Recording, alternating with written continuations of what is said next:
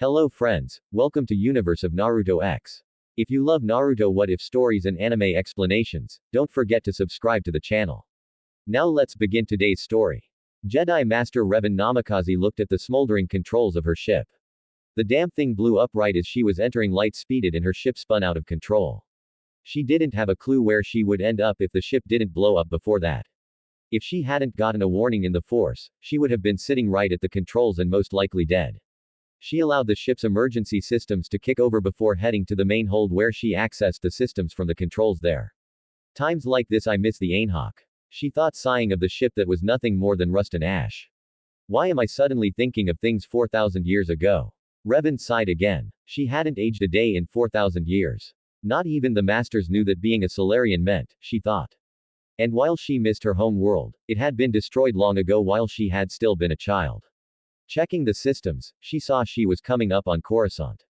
Thank the Force for small favors. She thought it had taken her some time to find a usable ship out beyond the outer rim. She'd been in hiding for nearly 1,000 years, and now the Force was telling her to make her return. And who am I to question the will of the Force? Shaking her head, she thought of all the things she had learned amongst the more unique worlds of unknown regions. My time on that world with ninja was interesting. Learned a lot of things there. With that thought, Revan formed a simple cross seal with one hand and focused her chakra. Multiple shadow clone jutsu, a puff of smoke, and 6 identical copies of Revan appeared. All right, we need to get the main controls in the fixed enough for us to land. Get to it, she pointed at 2 of the clones. She then looked at another pair. You two check the hyperdrive. It was hiccuping something fierce as we made the jump. The 4 clones nodded and went to their tasks. What about us, Rev? The last 2 clones asked. One of you gets to cook. The other gets to check our weapon supplies, she said. The one that got weapons nodded and went to do as it was told. The one left to the cooking was feeling rebellious. And what are you going to be doing while we're all busy? Revan paused and sighed. This was one side effect she hated with the Cage Bunch. The clones could perform independent thought when they needed to. I'm going to check on Nar, she said, a catch in her voice. The clone looked sad at that. He's going to be fine. The stasis pod was working fine when you last checked it. The clone said. Revan shook her head. I just hope after all these years the medical facilities haven't stagnated on Coruscant. The clone watched her go. A sad look on its face. 2 immortal beings and Yetis being destroyed by an unknown poison that was designed just for him. The clone said sadly, hell make it Revan. The love you two share is too important for him to give up without a fight, the clone said before preparing a meal. Revan entered the medical bay and stopped before the stasis pod. Her head reached out and touched the glass over the occupant's face. He had whisker-like marks on his tanned skin, long spiky blonde hair.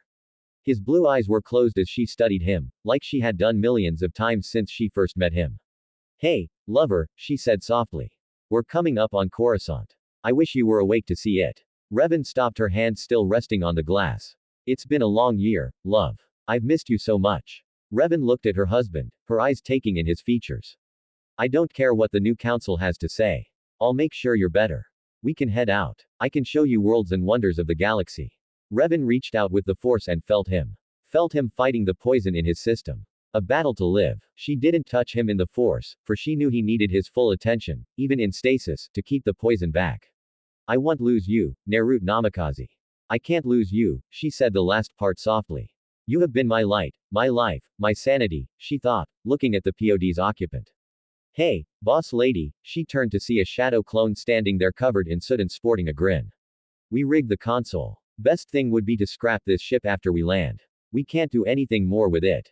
Revan nodded. She appreciated the report being verbal rather than the clone dissipating in her getting the mental lowdown. Naruto had warned her that she could get a headache in the information anyways, but she preferred the verbal after all the years of being a general. Thank you anyways, Revan said, and the clone disappeared in a puff of smoke. She sighed getting the information, then turned to look at the stasis pod once more. You'll be better, son love. With one last look, she turned and left. Revan brought the ship in and was somewhat surprised at how much Coruscant had grown in 4,000 years. And yet, some things remained the same. She thought, spotting the Jedi Temple and the Senate buildings. Checking her readings, she plotted the course and brought the ship in. Jedi Temple. This is unnamed freighter requesting emergency landing and a medical team on hand. She said after activating the communications unit that made a strange noise after starting up. Unidentified freighter. This is Jedi Temple Control. Say again. I have a poisoned person on board in stasis. I need a healer. Now open the doors. This ship isn't going to hold together much longer. Revan transmitted her codes and was surprised the doors opened. Guess they never got around to removing me from the accepted lists. Thank you, Bastila. She thought the last part as she brought the freighter in. It groaned as she fired the retro rockets and activated the landing gear. The hangar was nearly deserted and she thanked the Force and Cammy for that. The ship landed and she heard the landing gear squeal in protest. She powered systems down and went to the boarding ramp and hit the release before going to the medbay and preparing the stasis pod for movement. She used the cargo loader and was at the bottom of the ramp before she was met by several Jedi, one wearing healer's robes. Hey, she greeted and sighed. I've been around Naruto way too long. She saw their looks. What was he poisoned by? The healer asked, foregoing formalities over the health of a patient. Not sure what it's called. It was tailor-made for him. Here's a sample of it I got. She handed a vial to the healer. We were beyond known space, so I put him in a pod and got the first ship I could find to get him here. The healer motioned for a pair of Padawans. Get this stasis pod to the medical center. Do not open it. They nodded and rushed it to the turbo lift. Revan sighed and moved to follow. A moment, please. She turned and saw several Jedi there. Few questions have we. Revan blinked, seeing a being that reminded her of Master Vandar. In all the years I've lived, all the worlds I've traveled, I have only encountered Master Vandar before and never his like. I can answer a few, but I would like to check on my husband, she said. Noticing their raised eyebrows, she wondered what that meant. Identification we need, the code you used to open the hangar, long unused has it been. The little trogue isn't dumb. My name is Revan Namikaze. My rank is that of Jedi Knight. Identification number 0736436. The tall one next to the little green one was black. Baldwin had the air of a Jedi Master was holding a data pad. Her identification confirms. He paused and his eyes widened. Impossible. Revan smiled. Yes, I'm over 4,000 years old. I bet the Trog here is several centuries under his belt. The olive green-skinned alien gave a bow of his head at that. Now, if you don't mind, Knight Revan, much the council has to ask you after. I'm sure my husband is fine, I will answer your questions. Sorry if I sound rude, masters, but where my mate is concerned, I don't have the patience to deal with questions. You want my history? Dig through the archives like a Padawan. She smiled at that. With a slight bow to them, she hurried to the lift, leaving a group of bewildered Jedi. Married? One Obi-Wan Kenobi asked, looking at his master Ki-Jin in shock. Knight Revan raised in the old code. Master Yoda said, his eyes following the black-robed woman. Revan as in the Ravenistic code. Obi-Wan asked. Mace Wu handed Ki-1 the datapad. Salarian the Jedi Master asked, seeing her home world wiped out long ago. Revan is the last of her people.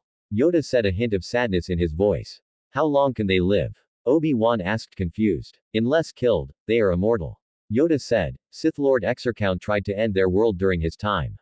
Revan as a child was the sole survivor. You know a lot about Knight Revan. Keegan noted as he was reading the entry in the data pad. Yoda made a humming sound and hobbled off, leaving Mace, Khan, Obi-Wan, and a dilapidated ship in the hangar. The sounds of the medbay were soothing as Revan watched as Naruto was laid on the bed. We were able to break down the toxin and it was rather simple to concoct the antidote. The Jedi healer said, thank you. In the unknown regions, the technology isn't advanced enough to do such, and while they might come up with toxins like that, they rarely make antidotes. Revan said, her eyes on the sleeping form of her husband. How long before he wakes up? She asked. About 2 hours, as his body is healing rapidly. It's not like anything I've seen before. Revan smiled. Nar has a natural healing factor. His body temperature will run hotter than you think it should. She said. The healer nodded. I was going to ask about that. Revan sighed. I suppose I should go before the council now that he's safe.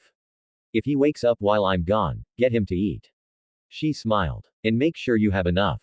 He has a high metabolism. The healer nodded again, and Revan stopped by her lover's bed and kissed him lightly on the lips for the first time since he was put in stasis nearly a month ago. I'll be back soon, love. She stroked his whisker marks and smiled softly as he instinctively leaned into her touch. Spinning about, she headed for the lift that would take her up to the council chambers. Some things stay the same, while others change. She thought of the layout of the temple, and while it had grown, she still knew where nearly all the important places were. Revan growled as she waited to speak with the council. Damn old bastards. Hey, look who's calling who old. But still, they want to talk to me, then make me wait. Councils all over the galaxy are the same now or 4,000 years ago. She leaned against the wall across from the chamber doors, her right leg crossed over her left, her finger tapping a random beat on her crossed forearms. She turned her head and looked at the skyline of Coruscant. Having not worrying about her ship falling apart around her, she noticed a lot of buildings reaching further above the clouds, the constant traffic in the skylines. More people are here. She reached out through the force and felt the life energy of the planet. If there was a Sith Lord like Nia's, he would feed good on Coruscant. Now, Revan sighed. She'd been in the unknown regions when her first master Kreia had led 2 other Sith Lords on a purge of the Jedi. Kreia, how long has it been since I thought about you, my former master? Where did you fall? Was it after me? Janna swore you helped her from her exile. Revan sighed. I've lived too long, yet it's those that I thought of as family and friends that I always miss the most. Her mind turned towards her husband in the medical bay. Beloved, she sent through their bond. Rev, where the hell am I? Came the annoyed feeling. Revan fought to not laugh out loud. We are on Coruscant in the Jedi Temple. It was the only place I could think of that might be able to help you. Resignation through the bond. What happened to the bastard? I know you thought of him as a brother love, but when you fell after that poison, I kind of went Sith Lord on his. The biggest piece left could be described as a dish sponge. Oh, Rev, are you okay? Came the concern. Revan took a moment to feel the love and concern in the bond. I am now that you are awake and well. I swear Nar, I don't think I can lose you. Don't worry, Rev. You won't. I think my healing factor would have won eventually. Well, I couldn't risk it. You saved me every day, Nar. You have since you found me all those years ago. She smiled, feeling his embarrassment. I was 16 on a training trip with the biggest pervert in the elemental nations and I find this angel swimming in a hidden pond under the moonlight. Revan blushed remembering their first meeting. You are so cute and sweet. I still feel like I robbed the cradle. Laughter came back across the bond. Brat eat. I need to meet with the council. They'll have more questions than your friend Konohamaru did when you handed him the Hokage hat. Snort. I thought company was going to underscore a brick when I named him the 7th Hokage 5 years into my reign. Revan had to agree. And even at 52, he called you boss. Ko was one of my precious people. He'll be a fine Hokage like his grandfather before him. Revan smiled. They had left Konoha in the hands of Konohamaru Sarutobi after being married for nearly 30 years. Hell miss you, Revan sent. A hint of sadness came back. I'll miss them all as well. But County and Hannah will be fine. Most of my friends are in their 60s and 70s or dead. It was a good time to leave. Nar said across the bond. Our being there and not aging was hurting them. Hunting down Sasaki and his son Ichigo had to be done. The temp learned Orochimaru's immortality jutsu, and I couldn't leave him to terrorize Konoha any longer. Revan nodded. It was one of the reasons they'd given to Konohamaru and Hana before they left. I sent a messenger toad to tell Konohamaru that we were leaving. I said we probably wouldn't be back for a long time, if ever. Nar sent back sadly. Revan wished she was down there right now. Her husband was hurting, and she knew it was her decision that was causing it. It had been one of the same decisions she'd made countless times over the millennia. Force, I miss Bastilla and Mission. Hell, even old Bindo and even that damned pilot on a sea. She thought despite what many thought at the time, she hadn't loved Karth on a sea. She saw him as an annoying friend. Quick to judge and long time to apologize. She'd vanished after the Star Forge to take time to piece together her memories and had taken Mission and Zalbar with her to the outer rim worlds of Nopolis and Shington. The return had brought her face to face with her former friend Janna Zolo, the exile as many called her. Rebin called her friend and confidant. I should have done something other than let her go back to Atris after the war. That should have had it out for Janna because she followed me. Thinking of old friends' love. Naruto's mental voice asked softly. Sorry, I just being back here is bringing old memories to the surface. People, places, old friends long gone. Revan sent back. It's okay. The healer just brought a tray. Is this slop even food? Revan laughed as she got the mental image. Goop. It's nutritious, Rev, it's gray. Naruto sent back. Eat your goop. I promise to take you out for real food when I'm done here. Revan sent noticing the door opening. Showtime. Wish me luck. You don't need any more luck. But I send my love with you, Revan Namikaze. Revan felt the mental caress and kiss and she squared her shoulders and entered the main council chamber of the Jedi Masters for the first time in 4,000 years. Nar sighed as he looked at the bowl. Please tell me they have ramen. I'm not sure what you're asking about, sir. The healer said, ramen, noodles, broth, vegetables. He saw her blank look. I swear if they don't have ramen, I'll have Revan take us back and fill the cargo hold with it or get a Yame's daughter or granddaughter to come with and be my personal ramen cook. Smiling at that, he looked at the substance again. You're sure this is food? I mean, it looks like something used to sandblast the walls. The healer smiled. Well, we did just clean the temple. Nar narrowed his eyes. You're pulling my leg. I'm a Jedi. I don't have a sense of humor. The woman said, smiling even more. Nar laughed. I think like you. I'm Nar. Nar Namikaze. The woman smiled and Nar took a moment to study her. She had diamond marks on her cheeks and forehead. Her skin was pale, nearly white. She wore robes like ravens but longer and were a deep blue. I am healer Shidan. Welcome to the Jedi Temple. So, my wife is with the council. Nar asked after trying a mouthful of the goop and realized it was like the energy bars Choji used to make for him. Knight Revan, she asked for confirmation. Yeah, he said with a smile of someone in love. It probably will take a while as Knight Revan's return is the talk of the temple. Nar groaned. Not very often that a knight comes back after missing for 4 millennia. Nar shrugged. If I hadn't been stupid and gotten poisoned, I have a feeling it would have been even longer. Nar said about that poison. Shishay started and Naruto nodded at her to continue. It's serpentine-based, but none of the serpents in the database were a match. I had to synthesize a whole new antidote out of the poison Knight Revan had collected. Nar nodded. Yeah, the enemy made it and coated his sword with it. I thought my healing factor would have been able to deal with it. So, I ignored the wound and kept going till I collapsed. What world are you from? She asked. Nar scratched the back of his neck. Not sure it has a name. The elemental countries aren't into space travel, and we never really looked beyond the stars or thought of much else but what was happening on the dirt. Revan might know as she wandered a bit and picked up history before I met her. Nar finished the goop. He wished for his usual amount of ramen, but it would wait. Being married has taught me patience, and Rev won't let me gorge myself on ramen like I did when I was little. So, what's it like to be married tonight, Revan? Shishay asked. Naruto smiled at this. Well, welcome before this council, you are Knight Revan. Long has it been pondered of your fate. Yoda said after introductions had been completed. Revan gave a formal bow to the council. Truthfully, I never intended to return. Circumstances were out of my control, and I was forced to.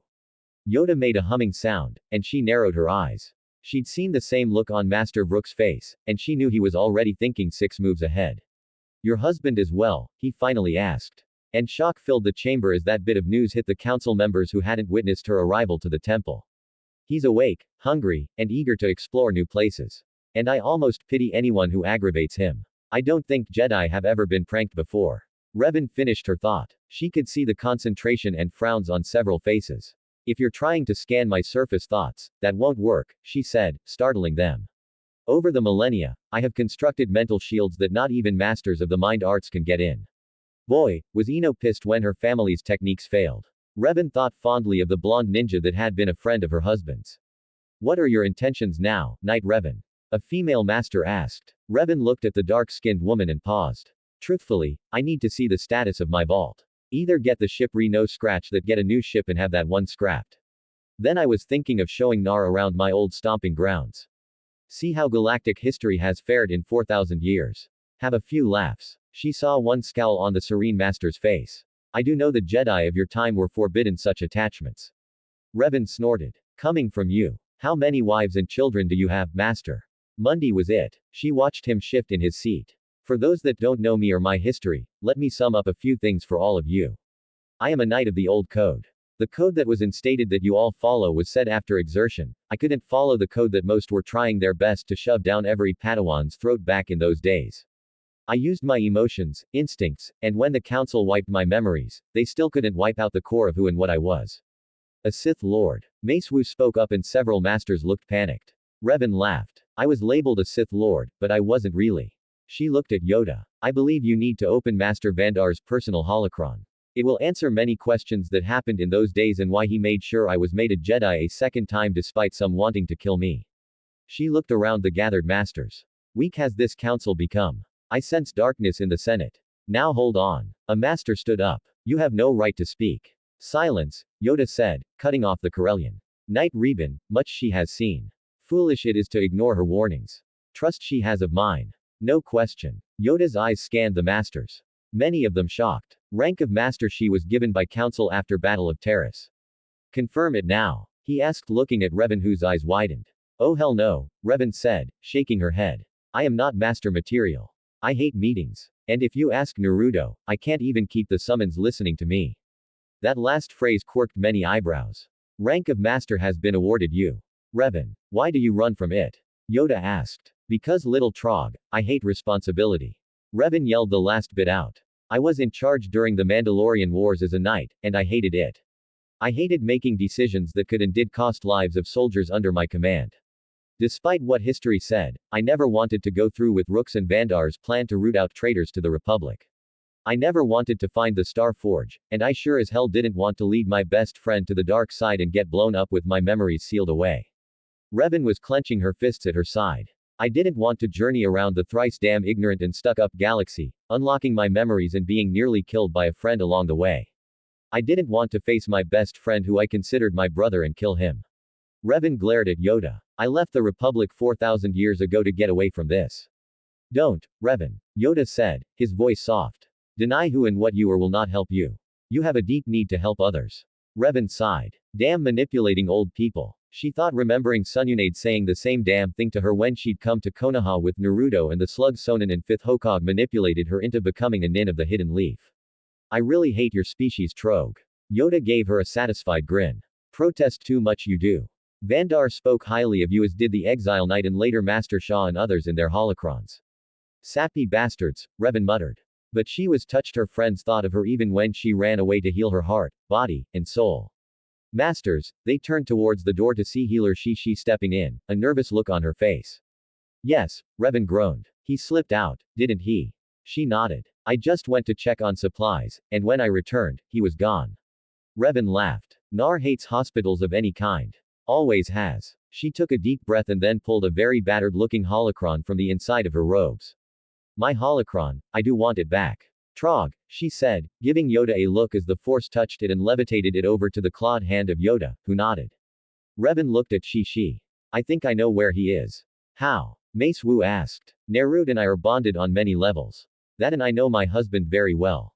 First thing he'll do is wander off and try and find a place in the temple to train. Most would be looking around to take in the sights. But Naruto, after any kind of confinement, will look for a place to stretch and test his body. I just hope he doesn't do anything too destructive. Revan said the last part softly. With a half bow, she looked at the council. If you'll excuse me, masters, I best catch my husband before he offends someone and blows them and or the temple up. She didn't wait for their acknowledgement. Many wide eyes followed her out of the doors. Did she mean that? Plun's deep voice rumbled. A nod and Master Kitfisto grinned. Be interesting to find out, my friend. Yoda chuckled as he gazed at the ancient holocron. Interesting times ahead there will be. Master Revan and her husband will change many things, they shall. The council nodded, all of them noticing the inflection on the word master. I'll prepare her a list of Padawans to choose from. Agalia said but stopped as Yoda shook his head. Apprentice she has already strong in the Force as Naruto Namikaze. The others closed their eyes and reached out. By the Force, I said, her eyes opening. How can anyone be that bright in the Force? It's like he and Revan are of the Force. Yoda agreed. Flows around them through them. To them there is no light side, no dark side. The Force just is. His hand stroked the holocron in his grip. Not many knew this, but Yoda was a history junkie, and he had in his hands the personal holocron to one of the biggest pieces of 4,000 years. Pair them with Khan and Obi-Wan, we shall, he said. Allow Revan and Naruto to become acclimated to the galaxy and at the same time keep an eye on them. Mace said she gives into her anger too easily. Solarian she is. Emotions are important to them. Empathy and instinct help them. It had Yoda looked around the gathered masters. Now about Senate. Focus we shall on Revan's warning. Dark there is in its halls. Prepare we must. Nar grinned as he slipped down the corridors. He'd taken a moment to admire the view from the window. And he'd been intimidated by what he saw, but he shook it off. Come on, Baka. This is Revan's territory. If she can stand living in that apartment for a year and not complain once, I cannot be such a rube and not be surprised.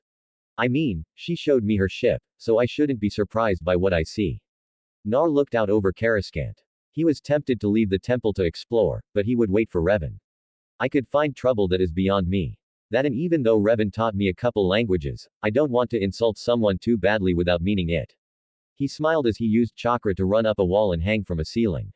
As several younglings passed by underneath him, he followed them and despite being upside down, he got a good idea where things were. I am shocked no one has looked up and noticed me, Nar thought. But like Kakashi said, most people never look up. Nar felt a moment of sadness thinking of his first sensei who died at the hands of their former teammate. Shaking himself from his memories, he felt a spike of emotion from Revan. But she was shielding hard, so he couldn't tell what was happening, And he knew that if she was in trouble, she would tell him. He passed several rooms and ended up in a high room where he saw several people of various ages and species practicing with lightsabers. He remembered when Revan had him use one of hers back when he was on his journey. He was surprised how light they were and had to learn how to wield one on its lowest setting so as not to lop off a limb. Most of them are using the basic style Rev taught me at first. So that would make them Padawans. Dropping lightly to the floor in a darkened corner, he watched several of the spars. Maybe now that we're here, Revan and I could make my own. The blonde thought, not that I don't mind using Revs, but she is a sight to see with both blades in motion. He remembered their assault on the Sound Village, him armed with a pair of ambu swords and her with her lightsabers. Taught those bastards what happens when you kill my precious people. He thought of Iruka's death and his rampage when he learned of the message that Sasaki had left for him with the body. Shaking his head and focusing his thoughts, he calmed his emotions. Not that any of the Jedi in the room could tell, as he'd learned how to shield himself from numerous lessons with Revan. I think she had more fun going through my mind and learning everything about me. But then I saw her life as well. Nar smiled softly, remembering seeing some his wife's most embarrassing moments from her first time as a Padawan, her time with Mission Bo during the hunt for the Star Forge and the reclamation of her memories. The pain she felt when realized that most her friends were dead and her desire never to return to the Republic. And yet she came back because of me, Nar thought. Studying the room, he noticed the rack with numerous lightsabers and went over to inspect them. Picking up one, he tested the balance of the grip. He put it back down. To bottom heavy, he thought. He went through several of them, never activating them, but getting a feel for the handles. Oh, he paused, seeing a double-bladed grip. Revan can slap hers together to make a double-bladed lightsaber. This one is a solid grip, the blonde thought as he picked it up and spun the handle in a pattern he'd learned during his Bojutsu lessons with Jiraiya during his 3-year training trip. Nice balance to the grip. He thumbed the activation switch, and a pair of orange blades sprung to life. Oh, hell yeah, Nar said with a smile. Going to an empty practice space, he went through several of the forms Revan had shown him and added in several of his own moves from the styles of his home world. Kami, I'm no longer in the elemental nations. Who would have thought? Nar kept moving. He found some of the Inuzuka styles felt like a perfect fit to the double-bladed style. Naruto was in constant motion, his eyes closed, unaware that nearly every eye in the training room was on him. Naruto spun about. The simple Bojutsu style with slight alterations gave him a nearly perfect form with the orange blades of destruction. Several times to the onlookers, it seemed the blonde was going to lose a limb, but he never once faltered. Several knights and masters were watching the stranger who to them had better control than many seasoned knights. The whiskered blonde ignored them all. He was in the zone and enjoying the saber dance Revan had shown him. Wait, didn't that lead to that night in Suna? Nar thought with a wicked grin on his face as he remembered their night of passion. And of course, Garz yelled the following morning about them putting up silencing jutsu. He gets used to sleeping and acts like it's more important than anything. Nar did a leaping helicopter kick and landed with ease as he then tossed the double-bladed lightsaber into the air and performed several backflips before landing, catching it perfectly, continuing the motion into a rapid series of spins. Nar began to slow his dance as he felt the familiar presence of his wife coming. He smiled as he opened up to her.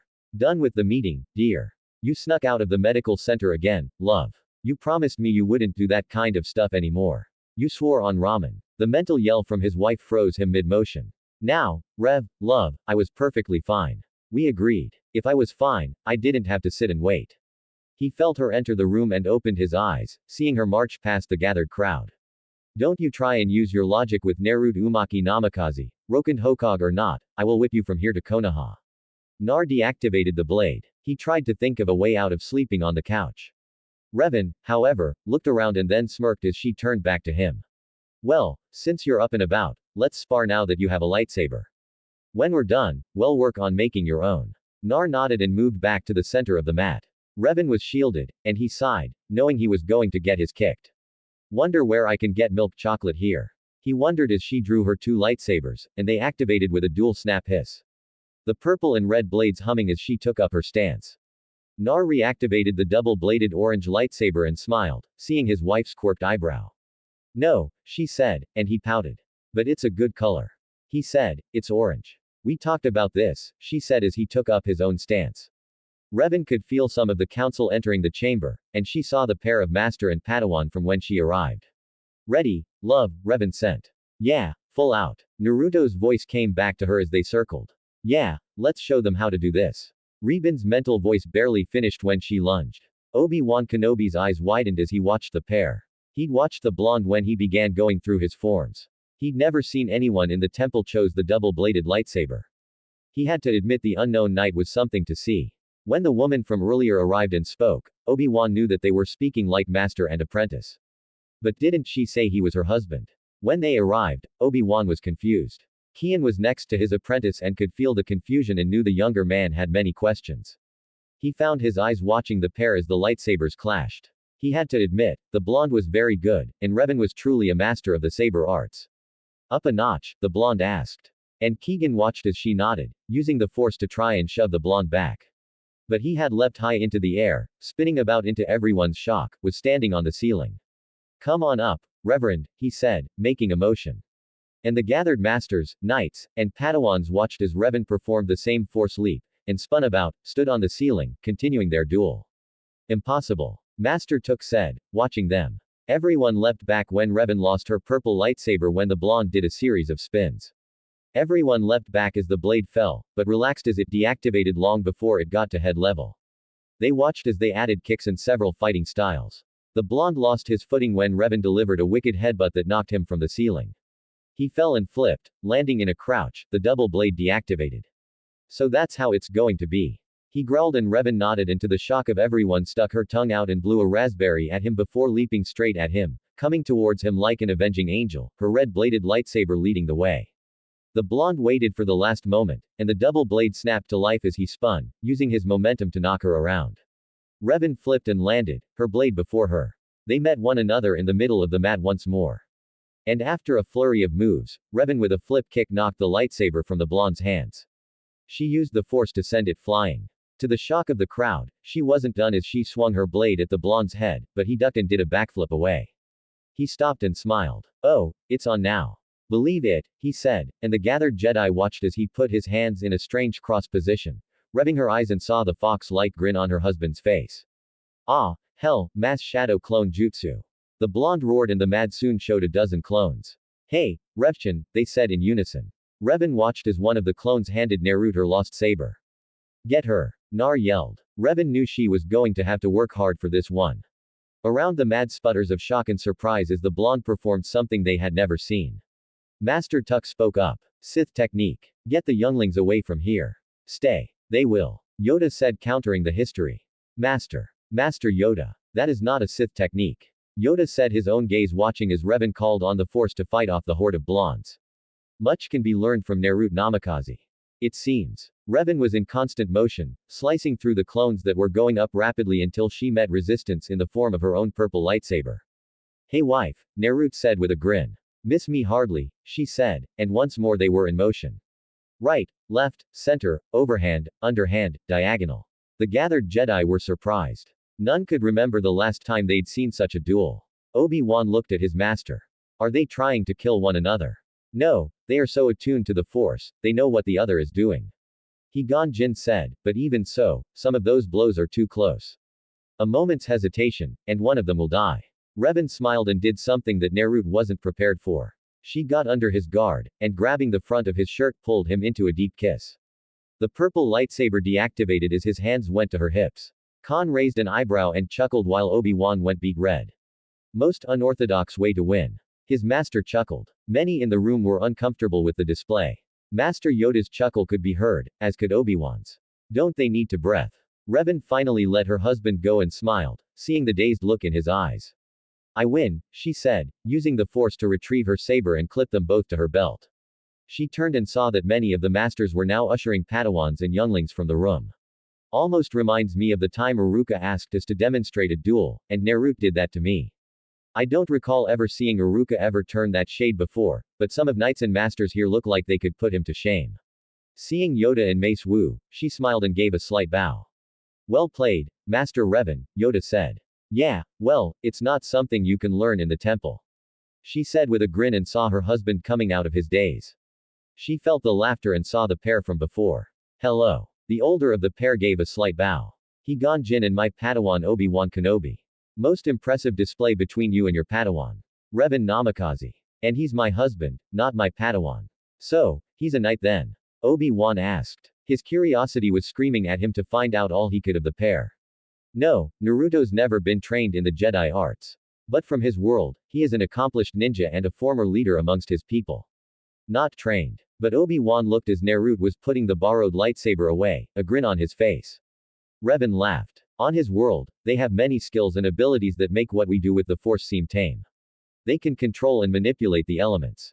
They use a form of spiritual energy called chakra. She said, during my time amongst them, I learned how to harness it. Granted, I'll never be anywhere near my husband's chakra capacity. He of course has more than 200 people. 3. The turn to see Naruto standing there with a grin. On the chakra scale Ba-chan performed, I have more than 300 people combined. And that's before I tap into what the fox left me. He said, scratching the back of his neck, seeing all the eyes upon him. Needless to say, Nar is a juggernaut in battle. You fight many? Obi-Wan asked. Nar looked sad. Far too many. His eyes took on a faraway look, and the more skilled masters knew that was a look of a veteran. Yoda broke the silence. Master Revan, assistance we require from you and your husband. Revan looked at the head of the council, Master. Nar asked, and she could hear the teasing in his grin, even though her back was to him. Stow it, love, or you'll sleep on the couch, she said. Naruto mock pouted, then grinned. But you never let me sleep there alone. Revan sighed. She hated to admit it, but he was right. Every time I banish him to the couch, I can't sleep and join him, which then leads to more strenuous activities. Nar saw the blush and his fox-like grin got even bigger. Yoda ignored the byplay. Asked that you team up with Master Kian and his Padawan on duties. It would be beneficial to both sides. You would have guides in a universe that has changed since your last time here, and they would benefit from both of yours experience. Revan looked at Naruto, who shrugged. They didn't use the link as they thought it was rude to do it around others, remembering Ino's screams every time they would hold conversations and laugh or blush while out for dinner with her and Choji. Nar, not like we really have pressing matters, Rev, he answered. Nor a ship, Revan muttered. Nar nodded as he got the mental picture of the ship. Revan looked at Yoda. We accept with the knowledge that we can leave when we wish and decline missions that we don't want.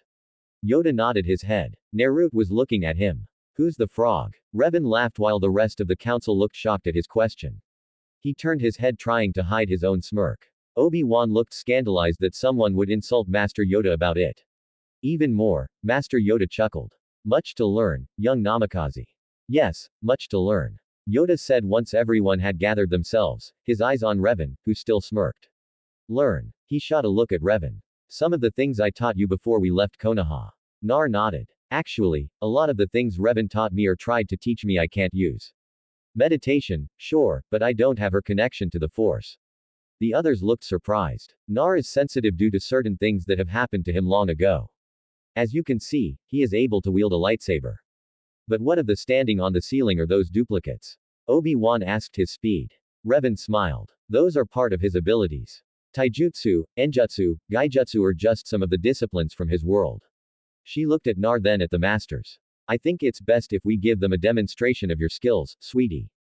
Nar smiled. Yes, dear. He said, and she swiped at him, but he used a kawari to swap himself out with a log.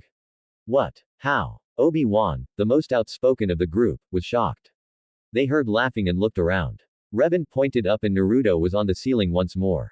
That was the simplest ability all students of the Ninja Academy use. A substitution jutsu which allows us to swap out with items or even people if you're strong enough. Where'd the log come from? Obi-Wan asked while the masters watched on. Oh. Rev. Nar asked, scratching the back of his neck and looked at his wife for an explanation. Men, she muttered. I had some wood stored in the hold of the ship. You instinctively reached out for it as it was something you're most familiar with. I'm sure in time you'll find something new around here. Nar smiled and dropped from the ceiling, landing on his feet. Academy students also learn a henge or transformation jutsu. Nar put his hands in the seal and with a puff of smoke where Naruto stood now was a perfect replica of Master Yoda. Nar over time has come a long way. He no longer needs to say the name and nearly all his jutsu that require hand seals he can now do one-handed. Revan said as Obi-Wan and the others were studying the Naru Yoda. Fascinating, Obi-Wan said as he reached out to touch it. A puff of smoke and Nar was back. The low-level ones can be dispelled with a simple touch. Nar said another skill learned at the Ninja Academy is the bunch or body-splitting jutsu. The Academy version isn't solid but an illusion. Nar, however, has way too much chakra and thus can't perform it. Revan performed it and whispered the name and with a puff, 3 replicas were next to her. Obi-Wan reached out and his hand passed through it and then it went up in a puff of smoke. However, my darling husband can perform a type of bunchon that not many can do without feeling a drain on their chakra or personal energies. Nar put his hand in the cross-seal position. Shadow clone jutsu. Nar roared, giving Revan a wink before the whole room was covered in smoke. As it cleared, the Council of Masters were shocked, as were Keegan and Obi-Wan. Ceiling, floor, and walls were covered with what looked like 1,000 Naruto clones. And if you're impressed by this isn't even a tenth of the clones he can generate before he feels tired. Revan said her mind remembered the battle for the waterfall village when Orochimaru and Sasaki tried to steal their secrets. Naruto had rushed to the aid of his friends there and with just himself and Jiraiya at the time fought off the Soundless invasion. One clone giggled when Obi-Wan poked it and it slapped his hand. Quit it. That tickles. They're solid. Obi-Wan said surprised even after witnessing them against Revan earlier. Okay, dear. Put your clones away, she said, and they watched as Naruto dispelled them in groups of 10. Why not all at once? Obi-Wan asked after watching this for a bit. The downside is that you remember what the clone does. Naruto learned the hard way of information overload and spent a week in a coma. Granted, when he woke up, he had the whole Konoha library in his head and the headache to prove it. The original Naruto snorted. Aba-chan told me, if it had been anyone else, they never would have woken up from that coma or waken up dead of a brain aneurysm. Obi-Wan looked at Khan and mouthed, woke up dead. Kagan had a smile on his face and leaned in close to his Padawan. Turn of phrase, my Padawan. I've heard some similar phrases on the lower sections of Cruscant or Outer Rim worlds. I can do a max of 10 clones, but I feel exhausted after, Revan told the masters. And that was nearly with 40 years training up my own chakra reserves. Is there anything else? One of the masters asked. Naruto shrugged. A lot of my jutsu are combat related, and even more of them are on the destructive side of the surrounding area that in Rev's forbidden me doing them indoors. And good reason. You flooded the lower levels of the Hokage Tower when you used that sweetened jutsu to clean the upper levels. Naruto chuckled. Ah, but Ibiki said it's the cleanest the interrogation rooms have ever been after that. Revan growled. You and him. I told Une that was a bad idea to allow you two to work together on anything. But I was the Hogan yet you acted like you were. A cough brought them out of their verbal sparring. Sorry, Master Yoda. She shot her husband a look. We will talk about that later. Nar just sighed. I just can't win. The blonde thought. Now then, why don't you spend some time familiarizing yourself with the temple and ask Obi-Wan and Master Keegan for assistance? Revan nodded. And we need my vault. Nar needs a lightsaber of his own. Too old. One of the masters began and Revan looked at him. I wasn't asking. I was merely informing. She shot Yoda a look and he nodded.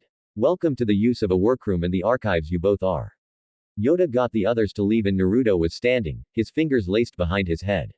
Any place decent to eat that don't have goop? He asked Obi-Wan and Revan laughed. I swear you and Choji must be related. She finally said after stopping chuckling. Could be. Nar started then finished with a shrug before looking at his wife. They don't have ramen, Revan smiled. I'm sure we can find something close. She said before looking at the master and Padawan before her. Gentlemen, lead the way. How often do you come here? Revan asked Obi-Wan who shot his master a look. More than I was supposed to, Obi-Wan confesses with a shrug at Khan smiles. I know when you snuck out, he admitted and Obi-Wan sighed, figuring his one act of defiance hadn't really mattered in the end. I like the Jawa juice, he said. Nar and Dex got on very well and after Nar described ramen to the basilisk. Dexter Jetster liked the blonde who described his favorite dishes and Dex found suitable substitutes and soon the Jedi were watching as Nar inhaled the noodles. Revan watching her husband shook her head and laughed as he chalked up another bowl. You know you're going to regret offering to buy him lunch. She said sipping her Juma juice. Kian watched as another bowl was brought by the robo waitress. How much can he eat? The master asked, his eyes following Naruto's movements, which seemed like a blur. Well, she looked at Nar. Anywhere from 15 bowls to 50. 50. Obi-Wan said in shock. Revan shrugged. His metabolism and the amount of energy he uses gives him such an appetite. She smiled. The few times I cooked a picnic lunch, I usually started early in the morning to get it all ready by lunch, but then he would show manners. Naruto looked up and quirked an eyebrow at her. Revan laughed. Don't give me that look, Narukun. You are a glutton when it comes to ramen. I remember Aruka crying about your celebration to Chunin. He had to take 3 missions to cover that bill. Nar swallowed his last bite and looked at her. Yet, you haven't mentioned your near criminal record in regards to Paki. She smiled. I'm your wife. I'm allowed to pick on you. And as a loving and devoted husband, you're not supposed to mention my imperfections. Nar shrugged. He looked at the stack of empty bowls then at Revan. She shook her head and he sighed. Fine, but we can come back, right? Revan laughed before looking at Khan. I'll cover this. You weren't prepared for the black hole. That's his stomach. He nodded and she went to pay for the lunch. Obi-Wan watched as Naruto stood and stretched. Ah, that was good. So other than that room, is there somewhere that we can practice that they won't mind getting a bit thrashed? Exercise. Obi-Wan said in surprise. How can you even move after eating all that? Nar smiled. That was nothing. Nar waved it off. Revan looked at Kian. So how do you wish to go about this? The male master shrugged. We take things as they come. Revan smiled. We're going to get along fine, but I was talking about the tour. Coruscant has changed in 4,000 years. Some landmarks are the same, but she looked at the skyline filled with cruisers and speeders.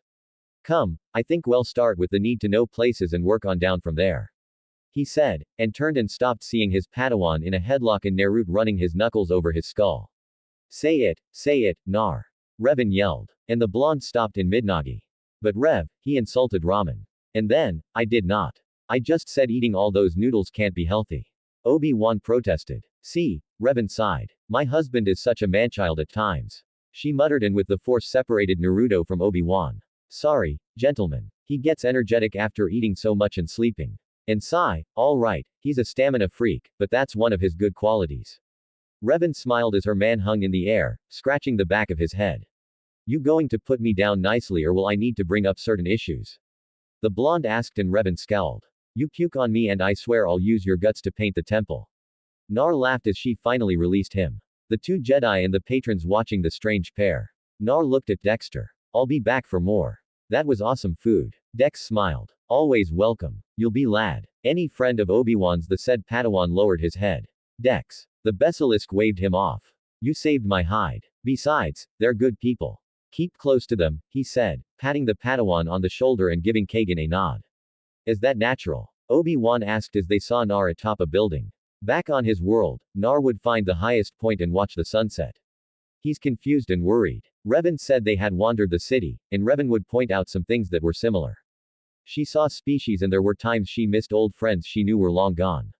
She saw Nar, his inquisitive eyes taking in things and then he would see a being or something that would cause him to remember his friends. She sighed. He will outlive them all. He's not even hit his first millennium. It was near sundown that Nar had leapt from building to building, climbing higher. Revan and the Jedi followed in a speeder and were now hovering off to the side. Revan could feel his pain and conflict. He had the door closed and she knew he didn't want to talk. He'd been like that after Jiraiya's passing. He gone touched her elbow. She turned and gave him a smile. He's mourning. He knows he'll never see his friends, his precious people again. We left his world and he was unconscious for it. He never got the chance to say goodbye. And I never told him. It took years to reach Coruscant from the unknown regions with micro jumps to light speed. She looked at the sun as it kissed the horizon. I spent time in meditative trances and working on keeping the ship in motion. Why didn't you stop at any of the worlds between here and there then? Obi-Wan asked. Revan smiled. Fear. I was afraid what I would find. Afraid that the Jedi would be no more. Afraid that I was rushing my one reason in the galaxy on a wild goose chase. I thought that even should the Jedi be wiped out again, I thought the archives always survive. She looked at Ki-Gon. Then Coruscant was brought to its knees when I was a child. Structures leveled to the ground. But with the vaults and that built to the core, the only way for things to be destroyed fully would be to blow up the planet. I knew that even if the Jedi were gone, the holocrons would be here. Qui-Gon Jinn looked at Revan. Then you would have spent years in study to find a cure if the healers hadn't been here, he said. Revan nodded, shaking her head. She watched as Naruto tilted his head as the wind whipped about him. He is my strength. I'd been alone for so long, and then I met him. He was loud, obnoxious, and his presence sang in the Force so loudly, it was like being cradled in love and warmth. Revan smiled as they sat in the workroom. Obi-Wan and Khan had gone off to work on saber forms. Revan watched as Nar constructed his lightsaber. Not going with the double-bladed, she asked, noticing the handle.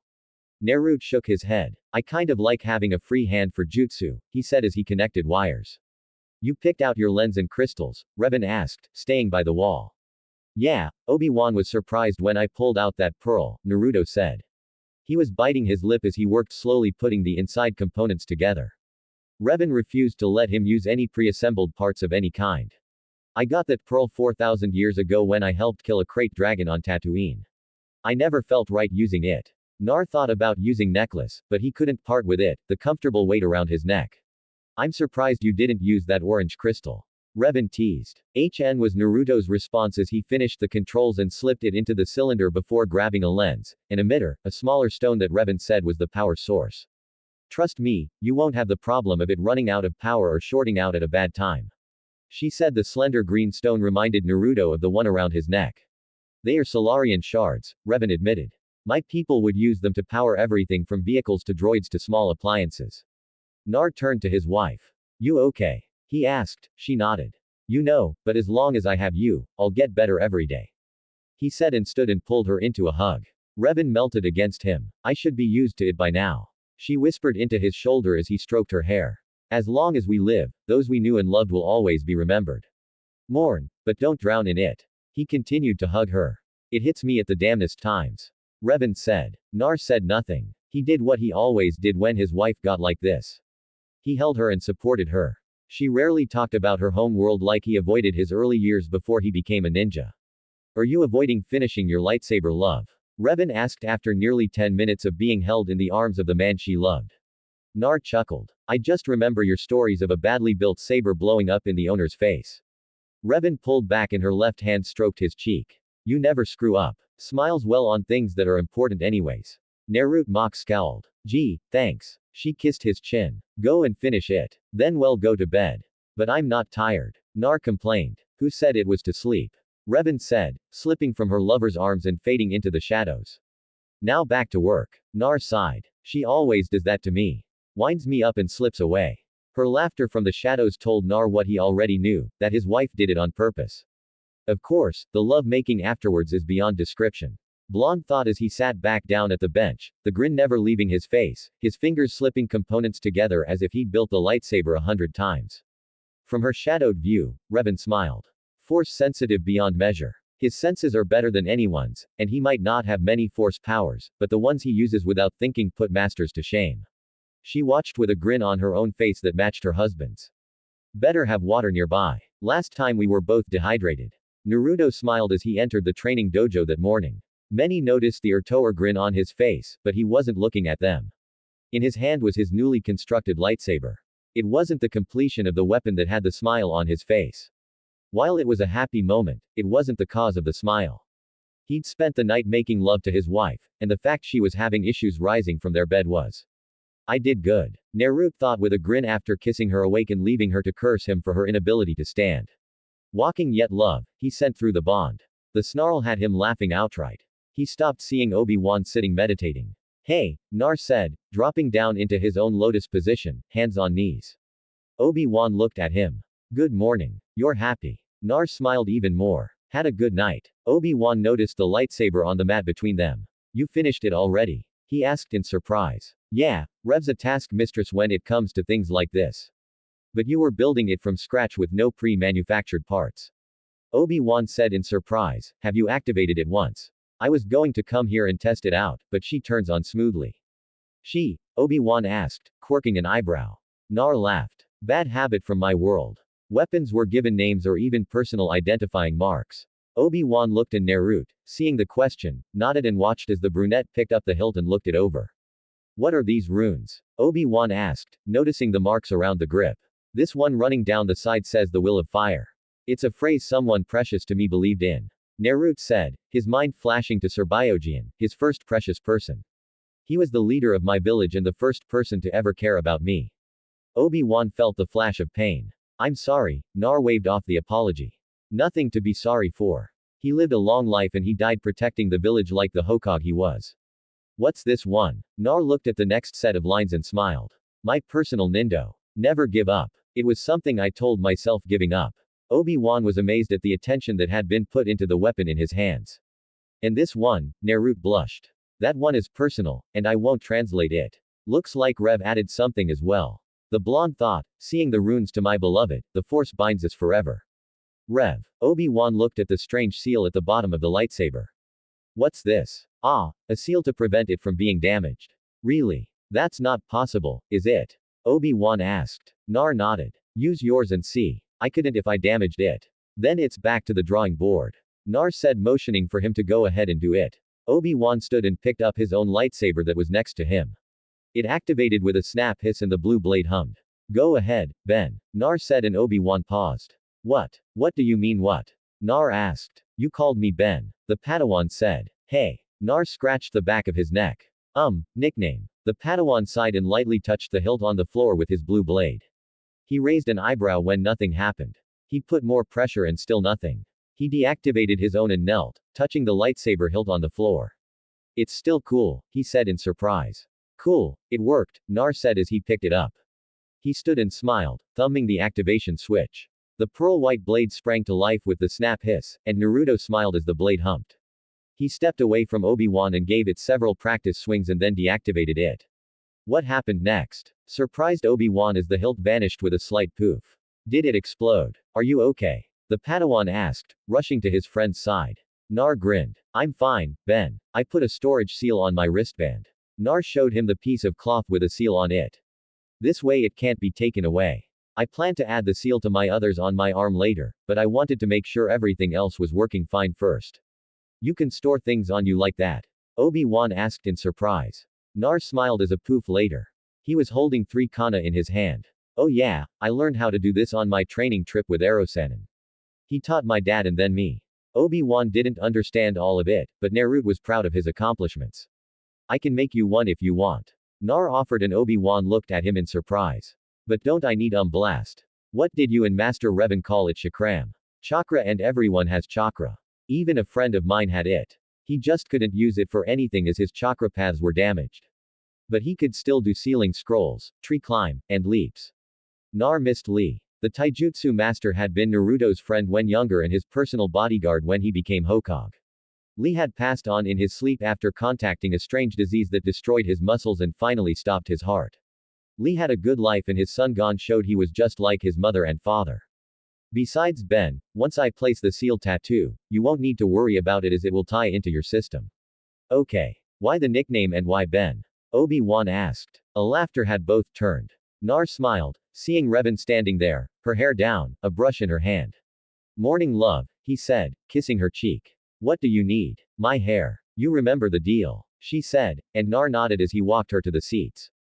And as she knelt, he sat behind her and took the brush. Obi-Wan watched the pair. Nar started brushing his wife's hair. Revan, seeing him watching, smiled. We have a deal. I was going to cut it shorter, but he likes running his hands through it, so I told him if I kept it long, then he would have to help its upkeep.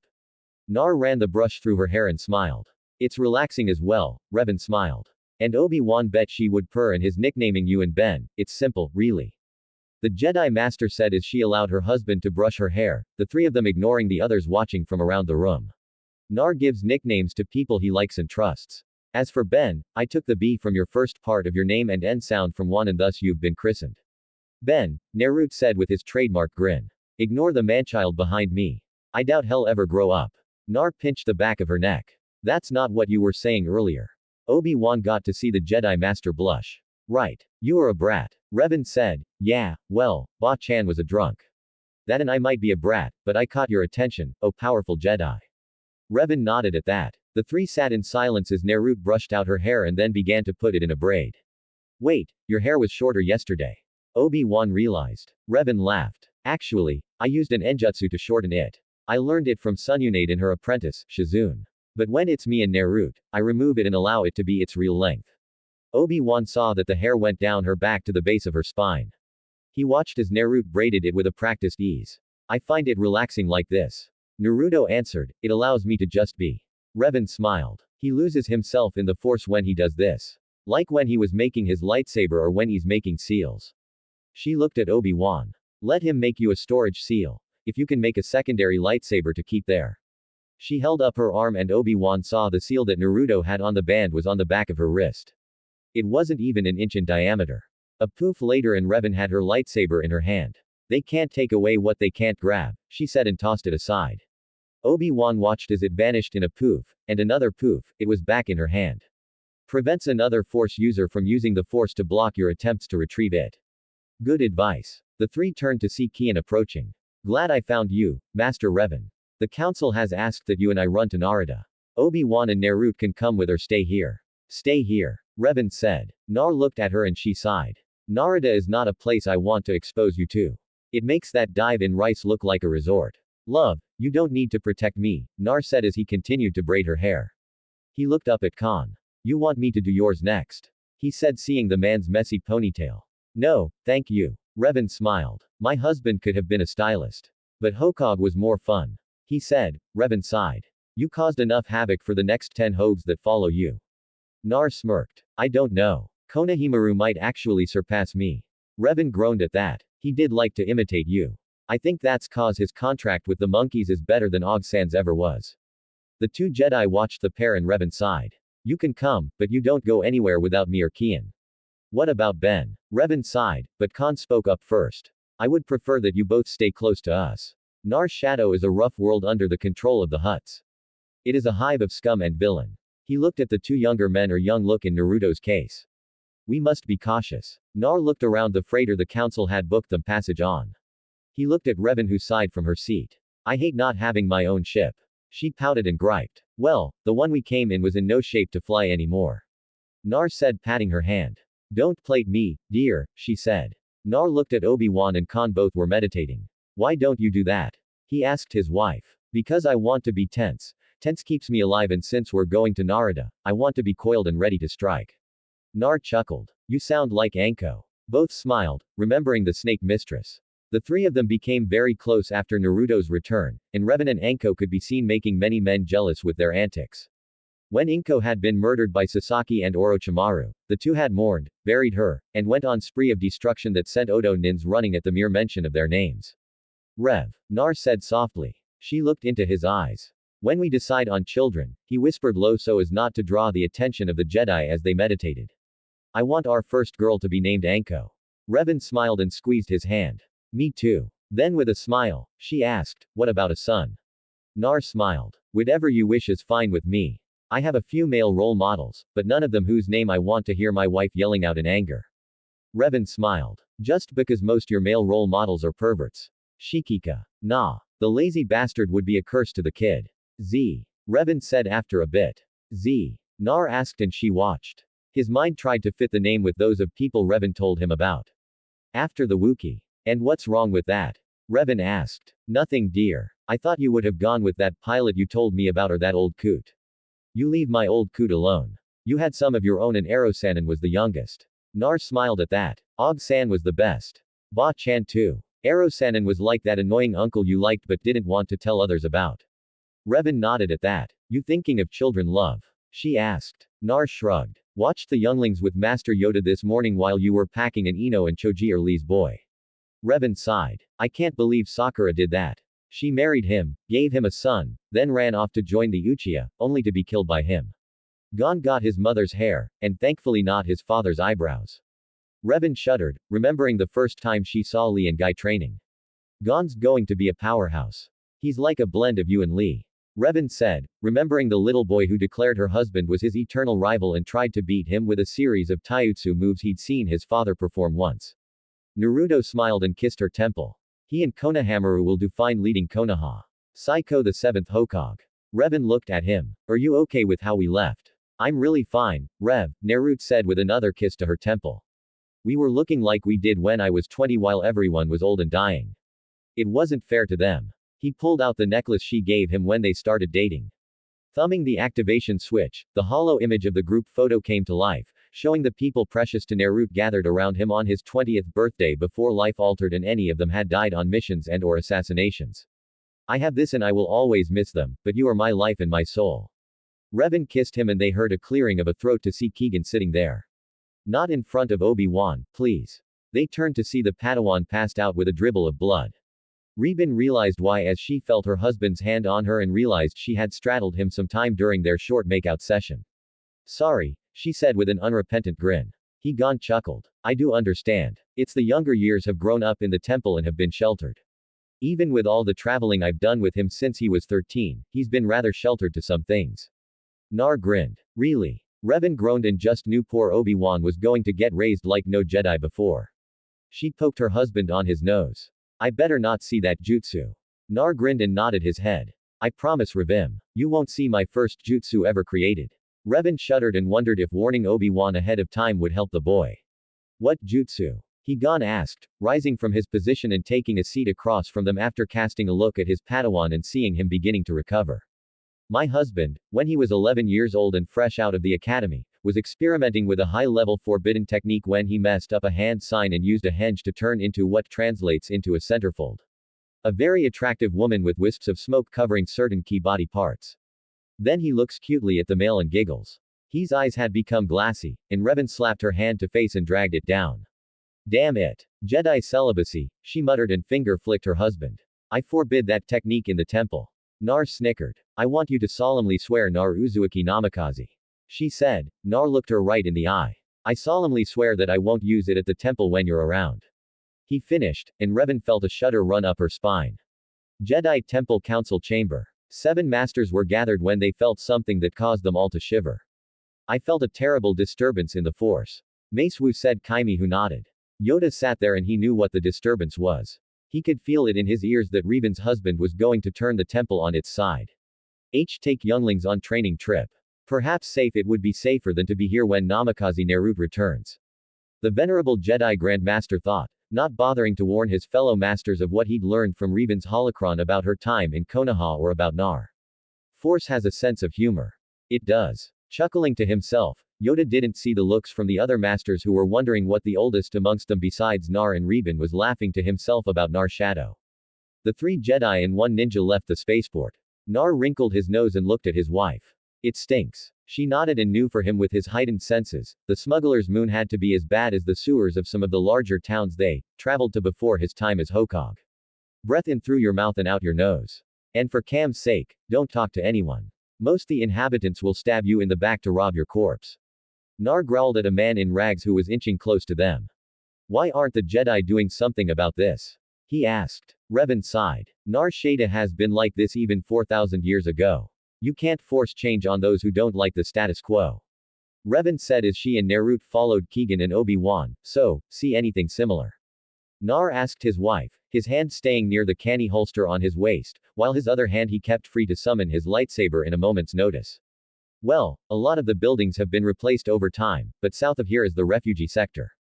There's the docks, the jacker, an alien bar that you best avoid as it's filled with gases that will eat your lungs without a space suit. Nar nodded. To the north, we have several ship mechanics on various levels. Bar Pizzik Den Swoop. She paused. Key gone. Yes. The other master said, looking over his shoulder as he'd been talking with Obi-Wan.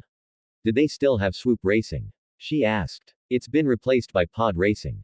They use powerful turbine engines to pull a pod now. He answered, they hold them all over. I saw one near the outer rim not too long ago. Revan sighed. I liked swoop racing. Perhaps I can get a swoop bike and take you out on it, she said to Nar as they passed several buildings. Bounty Hunters Guild, Revan said with distaste. More often than not, they have been paid to hunt and kill Jedi due to some crime boss with an ego and too many credits. Nar looked around and pointed. What's that? Revan looked and scowled. Something you'll avoid if you want to keep a happy marriage. She growled. Nar blinked. Where did Jiraiya want to take you for research and leave me in the hotel room? Revan prompted her husband. She knew he wasn't dumb, but he usually blocked useless memories that would need prompting to renew. His eyes widened and he shook his head. I love my wife and will never need a place like that.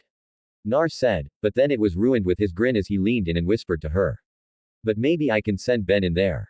Revan groaned. No, she hissed. You will not corrupt such a youngling. He's got to be nearly 20 love. Nar said. He looked ahead and saw the Jedi were entering what he assumed was a cantina from the signs. I think we fell behind. Revan looked and nodded. Our contact is to meet us in there. Now you have the credits I gave you. She asked and Naruto nodded. I swear she does this every time we go somewhere. Like I'm a little kid.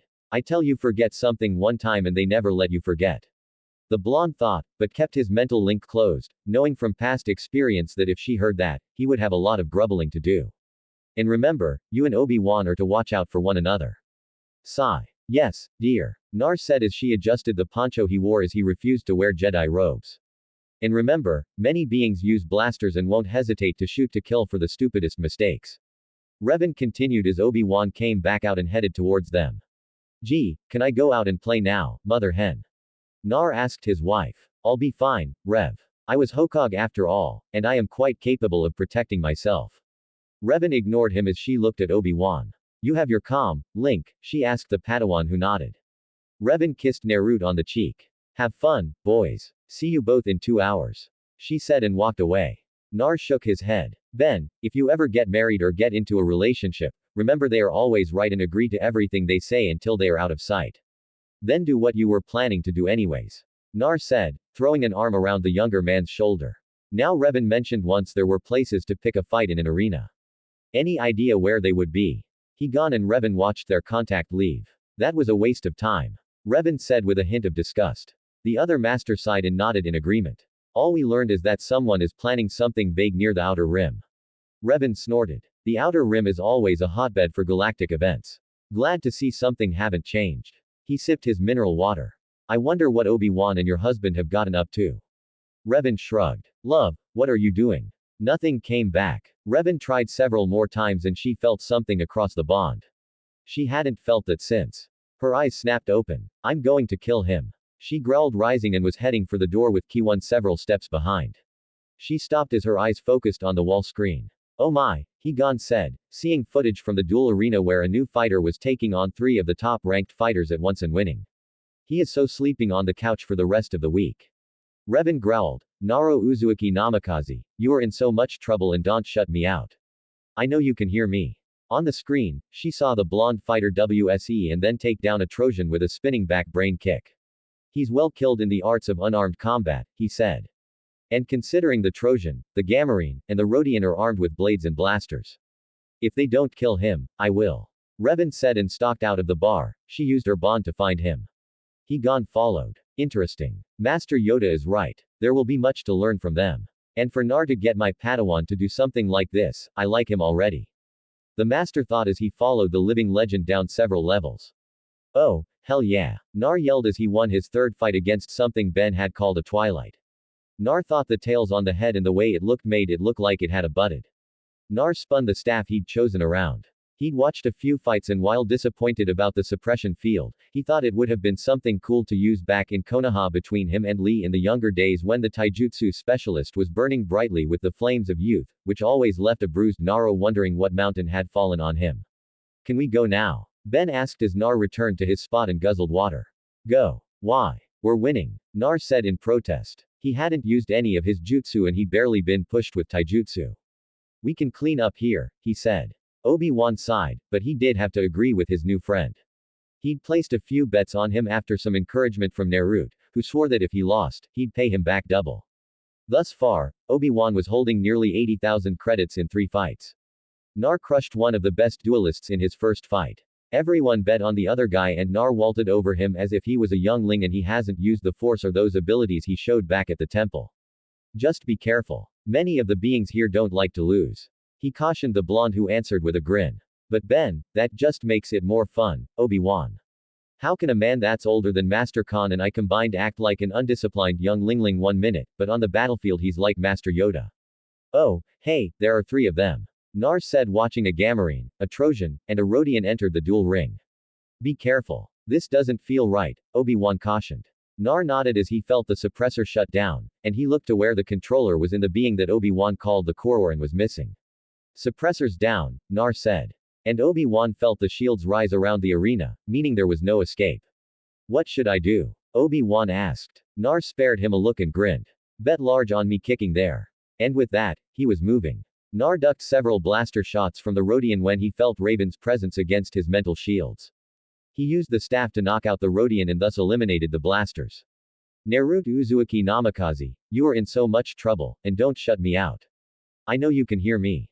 He couldn't contain the winds as he drilled the Tryon with a spinning back brain kick he learned from Lee after watching wrestling one night while the girls were out. Me, it actually works. He thought with surprise as he rolled and scooped up the dropped vibro sword. Last thing I'm going to do is draw my lightsaber if I don't have to. He thought as he avoided the slow axe swipes from the pig man. Ah, he's fatter than Joroi. Smells just as bad too. Nar thought of the former member of the Sound 5. Nar saw that the Trojan was back up and picked up its other blade. Better end this before Rev gets here. I know I said I wouldn't do this, but I needed to stretch somehow. The former Hokage sighed as he ducked under the axe swipe and with a slash gutted the GA Marine. The blade continued and blocked the overhand strike from the Trojan. Nar got to his feet with ease while pushing the lizard being back as he did so. You 3 came in here to kill me. Why? Nar demanded as he attacked. Several bloody gashes littered the Trojan's arms. Paid to. You were winning too many fights. Nothing personal, Nar growled. Oh no, not at all. He said, holding his left hand behind his back and build up a low-level Rinnegan. Took me forever to get it down to one hand without the clones. Well, Revan kept distracting me, wearing that lingerie and nibbling on me all the time. Nar smiled. My wife is a pervert and I like it. Nothing personal, but I hear my wife coming, Naruto said as he felt the force wave that was his wife shoving through the crowd. So, game over, he used the blade to block the Trojan's blade up, and then with his left, he rammed the Rinnegan into the creature's chest and sent it flying. The poor alien being hit the force field, and with nowhere to go, the Rasengan drilled into him with no mercy. Nar turned to see Obi-Wan collecting his winnings and turn and walk into the glare of Revan, who was followed by a semi-skirking Ki-Gon. As the field came down, Nar winced as his wife's eyes spun towards him as she felt his mirth. A crap, I'm in trouble. He dropped the blade he'd picked up and took several steps back. Now, Rev, sweetie, don't you sweetie me. You said you wouldn't enter duels like this anymore after that time in Iowa. Nar winced. But there was no danger here, he said and winced as she levitated a blaster. This was set to kill Chewbacca. Kill, Nar winced as her voice got louder. He could hear bets taking place around the arena. Yep, she's going to kill me. Snort. I won't kill you, love, but I am going to put you in Jedi boot camp. You are reckless, Revan's voice said. Ah, come on, Rev. You and I both know I am too. A crap. Yes, undisciplined. I still can't believe you bluffed your way through council meetings as Hokage. Naruto smiled. Liberal use of Cage Bunch and the fact that Shizune was a great help as a secretary and Wa who trained with her was the same. Revan shook her head as she grabbed him by the ear and dragged him towards the exit. Several catcalls and applause from some of the females in the crowd had Revan fighting hard not to laugh. So, what? Naruto asked as they exited the lower-level arena. Did you have fun? She asked as Keegan and Obi-Wan joined them. A blast. Nar said with a grin. So, how much did we take? He looked at Obi-Wan. The Padawan looked at his master, who crossed his arms and was smirking. 230,000 credits, which you will not be keeping. Revan and Khan said at the same time, I told you to keep out of trouble. Revan saw her husband's muish nature rising. And as Jedi, we live a life of poverty. Kian said, reminding his apprentice. Come on, Naruto said, looking at his wife who shook her head. Oh no you don't, Naruto Uzumaki. You gave me your word. Nar sighed. You said there are refugees. He asked. Come on, Revan said, taking his arm. The Jedi followed the pair. Now this brings back memories. Revan said as they looked over the various crates that were homes to many of those in the sector. Naruto saw the state of men, women, and children of numerous species. She saw the sadness in his eyes. In 4,000 years, this is still the same, Revan said. Khan was speaking to the leader of the refugees. It is, Obi-Wan asked from next to the pair. Yeah, smells the same. The crates might be a bit newer and some species I don't recognize, but it's the same. Nar stood behind her and wrapped his arm around her waist. And you say the Republic has done nothing about this? It's in Hutt space. Revan said. They don't allow the Republic into their space without a lot of protest, and it's not costly to seek out trouble, so they let the Outer Rim worlds fall apart without putting in effort.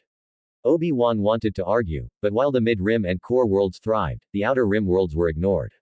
So what? He stopped, seeing Revan have a faraway look on her face. Is she okay? Nar stepped around her and looked into her eyes. Rev. She blinked. Obi-Wan, stay with Khan. She took Naruto's hand. We need to find someone. Who? The Padawan asked. An old friend. Revan said and tugged her husband after her. Well, meet you back at the dock cantina.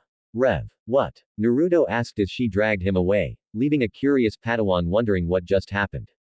They passed the Jacker and Nar wondered where his beautiful and determined wife was taking them.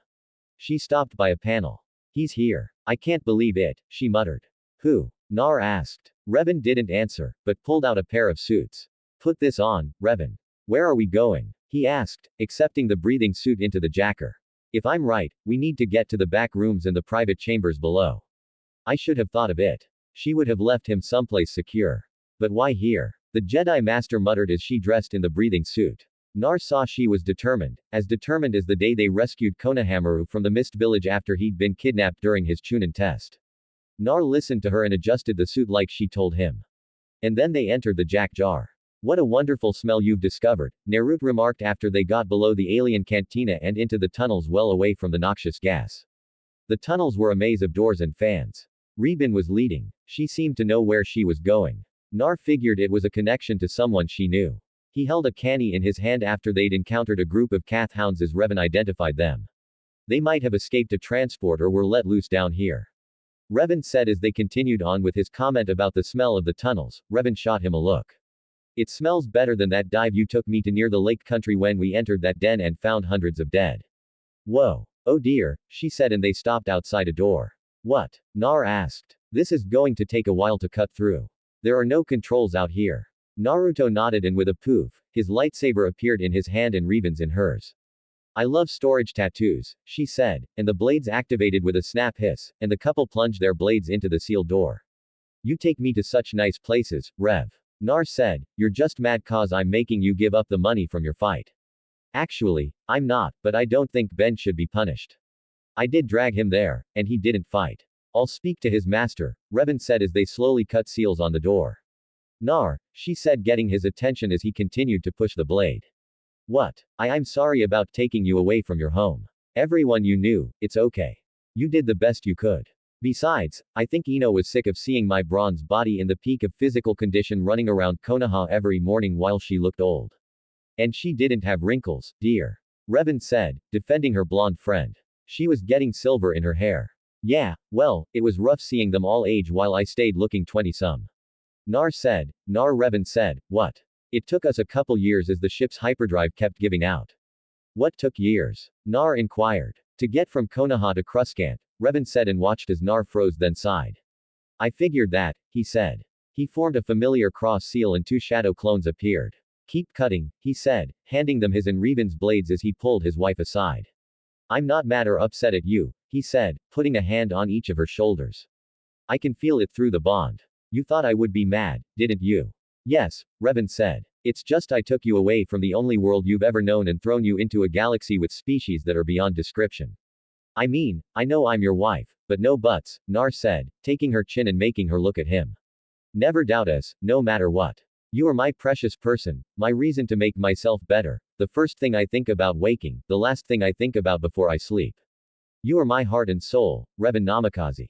He said, if you want to stay with the Jedi and teach a couple generations, that's fine with me. If you want to move from planet to planet, that's fine. If you want to set up a diner and be a waitress, I can live with that. It doesn't matter where we are or what we do. As long as you are there, I will adapt to any situation. He kissed her as behind them a pair of shadow clones continued to work. One looked at the other and grinned. Boss is going to score tonight. Stow it stupid and keep cutting. The other one grunted, trying to ignore the kissing couple behind it. Done, the clones said as they returned. The lightsabers then vanished, being dispelled. Rev, if you would. Nar motioned towards the cutout door. Work, work, work. I swear men wouldn't be able to do anything without a woman around, she said with a grin and with a force push sent the door flying inwards. Knock, knock, Avon calling, Nar said, stepping through and stopping. Revan watched as he sniffed the air. It's stale, sour. I don't think anyone's been here for a long time, Nar reported. Does it smell like my ship did when we went to work on it? Revan asked and Naruto nodded. 1,000 years at least, she muttered, a deactivated lightsaber in her hand. This way, she pointed towards the left corridor and they walked. Revan scanning for traps with the Force and Nar using his enhanced senses for the same task. A lot of beings died here, Nar said. Revan nodded. A friend of mine was here upon her return. She had to fight a major crime boss who was trying to collect a bounty on her head. The exile? Nar asked. Revan snorted. She hated that name. Janna was an exile, but he returned. I looked up her files. She was still called exile after her return, and she was a master on the Reformed Council. Revan shook her head. Janna Kale, right? Nar asked. Yeah, she was a friend from my time before the council erased my memories. Then after she returned, Nar paused. What is it? What is that? Nar asked, pointing through a glass window to an arena below. A rancor, Revan said. Old one at that, she said, seeing the age lines on a fang. Someone put that here to guard whatever is behind those doors behind it. How is it fed? I mean, look at all the bones, Nar asked. Look above. A trap door. Bet it leads to the jacker and they toss bodies down here after a fight to dispose of evidence. They don't even know what's here. Nar shuddered. It's probably spent long periods hibernating. Revan continued looking down into the arena. Well, I guess we'll have to either sneak past it or kill it. Revan said, kill it. I need what's in that room. Revan said, looking at her husband, and he sighed at her resolved face and knew he was in for a long night on the couch if he didn't agree. Fine, how Revan sighed. I don't have any grenades, so this will have to be the hard way, I'm afraid. Well, fight it like we did the troll from Iowa. Nar groaned. That thing hit hard. He looked at the beast below. Well, at least the rancor is better looking. They are about the same size, he thought. I get first crack, he asked, and Revan sighed. Aunt come crying to me when he leaves you a smear on the ground. Nar smiled and kissed her quickly. I won't. You're the best wife ever. Revan laughed as he skipped to the entrance and palmed the hatch release. She watched as the doors rumbled open and screeched from long inactivity. The rancor was awakened by that, and Revan stayed in the shadows, ready to aid her husband with the use of the Force should he need it. Meanwhile, I'm sorry, Master, Obi-Wan said, sitting across from his master. It's all right, Obi-Wan. I always wanted you to rebel somehow. It seems your friendship with Naruto will be good for you in the long run. The elder Jedi said with a smile, sipping his tea, Master, before you would never have tried to even visit a place like the duel arena. I want you to know that things aren't like they seem on the surface. But I'm afraid I've been remiss in teaching you of the more seedier places, as our duties have kept us in certain circles. And while many of them are dangerous and somewhat seedy, the places I'm sure Naruto will take you will show you the real face of the galaxy, not the political sugar-coated version most Jedi only see. Obi-Wan was silent. He's not what I expected, Master. He-Gon smiled. I find it fitting. He sipped his tea. When I was younger, before Dooku took me as his Padawan, I did a study on Jedi Knights who fell to the dark side. The history I learned about Revan fascinated me and frightened me. A Jedi with such promise, such a prodigy, fell to the dark side. Her redemption was documented by several Jedi. Bastil Shah, Jolie, Bindo, Master Vandar, and others. They spoke of the Mind Wipe, the journey to find the Star Forge and stop Revan's former apprentice, Malik. Obi-Wan listened as his master spoke. The tale from start to finish, and then she left. She is the last of her kind in all the galaxy. Naruto Namikaze is immortal. How we don't know fully. I think the answer in the holocron she handed to Master Yoda. We could ask him, Obi-Wan asked. Naruto doesn't seem to mind answering questions or speaking about his past. It is something we really don't need to know. He-Gon answered. His connection to the Force is amazing. The abilities he uses with that strange personal energy called Chakra is equal to many things we can do with the Force. You mean like walking on walls? He-Gon smiled. Many of his abilities are new and some are frightening. I know the talk of the temple was heated. Obi-Wan shook his head. Master Tuck and Master Guile both say he's a Sith Lord and Revan's return will doom us all. Don't listen to that. You can look at both the Namikazes and see they shine so strongly in the light side of the Force. There is no trace of malice in either of them, Ki said. Obi-Wan nodded at that. While meditating on the trip, he'd seen them both in the Force. They shone brighter than the gas giant of the Yavin system. Master, what do you think they went to find? Obi-Wan asked. Something from Revan's past, Ki said. Revan looked at the remains of the rancor and sighed. You enjoyed that. Nar smiled. What? It roared. I just wanted it to know it wasn't the biggest thing around with teeth. You shouldn't have summoned her. Stop. She does that to piss you off. Nar said to his wife as he hopped off the remains of the rancor. I don't like her. Nar wrapped his arms around his wife's midsection. I won't summon her again unless I really need to. Promise. He finished nuzzling her neck from behind. Revan sighed. Not here. Now, let's see what keeps pinging my Force senses like that. The pair approached the door, and Revan sent a Force push out, triggering the door release. I'll be damned, she said once the lights flickered on. Sitting there was a very battered, broken, and rusted droid she thought she'd never see. Taking a step closer, she stopped as a holocron on the floor sprang to life. Bastila. Revan breathed, seeing the woman who shared a bond with her. Hello, Revan. Bastila Shaun Jedi Master said. The silver in the hair and crow's feet around the eyes showed her age. You look like Helba, Revan said to the image of her sister Jedi dead all these millennia. The holocron image shifted and you look the same as you did when you left. No, you're happy content whole. Revan studied the image of the woman she shared a bond with. You made Master. Hope you didn't bore your Padawans with rules and more rules. The holocron image laughed. Actually, I used you and Janna as my idols. Revan missed the woman who she considered her sister. And who is this? The holocron asked. My husband Bastila. Meet Naruto Uzumaki Namikaze. Greetings, Nar. Hi. The blonde scratched the back of his head. The holocrons always unnerved him ever since he saw Rivens all those years ago. It has been a long time since my image has been called forth. Bastila said, there are messages recorded in here for you, Revan. Listen to them at your leisure. Why were you put here, Bastilla? Revan asked. Janna's idea. She thought you'd come to Nar's shadow sometime. HK-47 was deactivated after a brutal battle. None were able to fix him properly. Many didn't want to since he started to refuse even Janna's orders. Revan looked at the droid. I built him so long ago. How long has passed? Bastilla asked. Over 4,000 years. Revan said, then I'm afraid the Ainhawk is probably no more. Kandor is, sorry, Mandalore stored it on DXUN, but time on that moon will have ravaged it, I'm afraid. Revan nodded. Now collect this holocron and your droid. We shall speak more when you wish. Thank you, Ba. Revan said. Missed you brat, Bastilla said as the holocron shut down. Nar picked it up while Revan went to the droid. Well, he asked, seeing her looking at it, the frame was ruined. Even he could see that I can salvage his memory core and personality unit, but the body is beyond repair. Nar watched as Revan pulled several tools from the canny pouch she wore on her thigh. While Naruto carried weapons, his wife carried tools. He watched as she worked on scavenging parts and then separated the head from the droid's body. I'm amazed his head's intact, Revan said, cradling it under her arm as she walked back to her husband. And you got upset when I carried Payne's head under my arm. Nar muttered. Excuse me, Revan asked. Nothing, dear. Nar said as he followed his wife. The difference, husband of mine, is that Payne's head was a bloody mess by the time you were done, and when we got back to Konoha, the fluids had drained out and it was just smelling bad. She held up the droid's head. Huck's head is intact, not leaking fluids. And when I get a chance, I'll activate it and see what I can do about building him a new body. HK, wait, that crazy assassin droid you always talked about. That HK. Revan smiled. Yes, that HK. He calls me meatbag. I'll punt his head from here to Konoha. Revan smiled. I'll see what I can do, but no promises as it seemed to be programmed into every system and subsystem he had. The pair made their way back out. Naruto looked at the Rancor a moment. Wonder what it would be like unleashing a few of these upon Odo.